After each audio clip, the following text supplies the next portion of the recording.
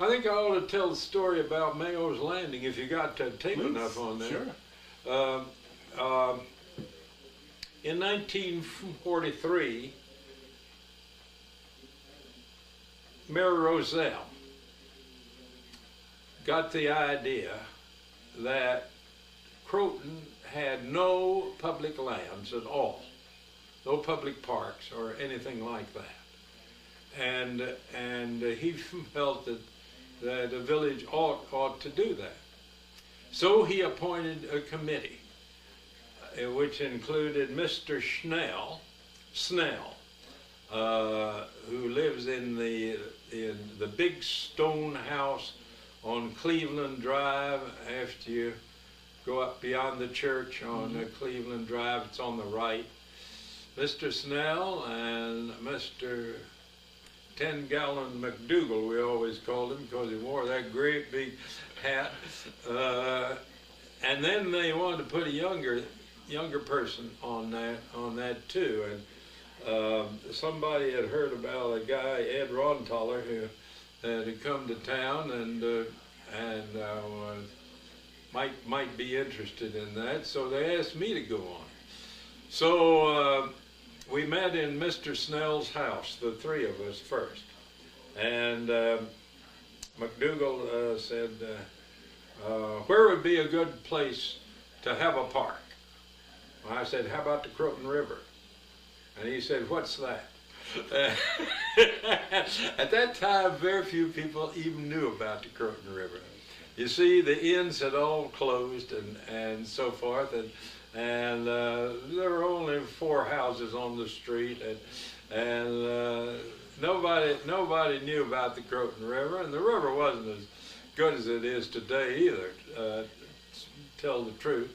So I wanted that land because to carry our canoe down there, and I thought it'd be good.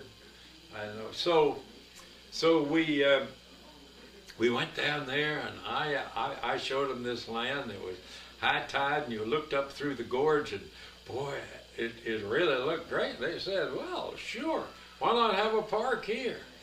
So the two of them went up and looked at the map and saw who owned the land and so forth. And a part of that land was owned by somebody in Wyoming, but we really didn't need that.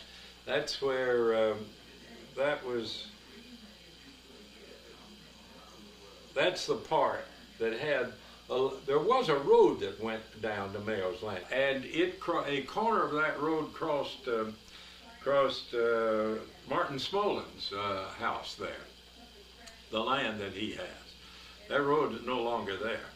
But I took them down that road and showed them what it looked like, and they thought that was fine. That'd be a good place.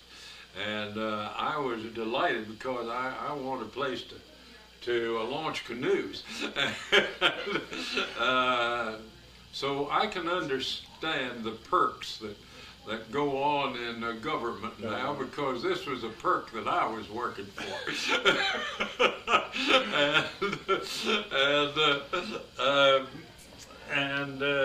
So they found that the land was owned, the big part of the land, the acre or more, was owned by Miss Mayo, who used to live across in that house on the Ossining side, right up there on the top of the hill. That was her house, and she used to come across the river when she wanted to go to Croton.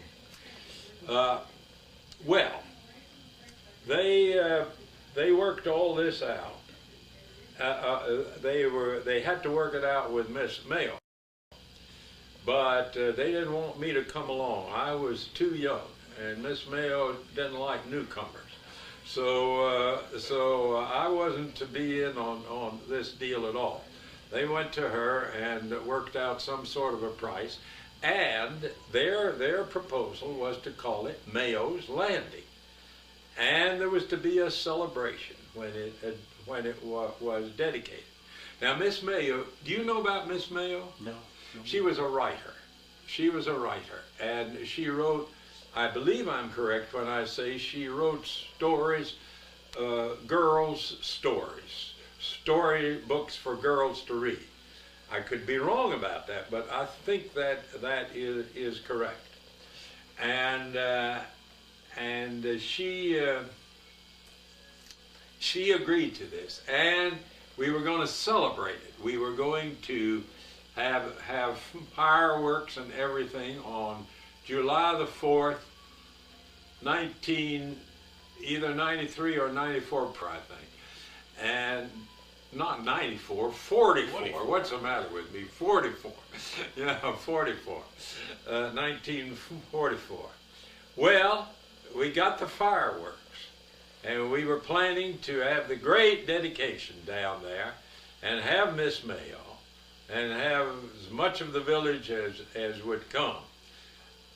But it poured rain, so we put it off a week.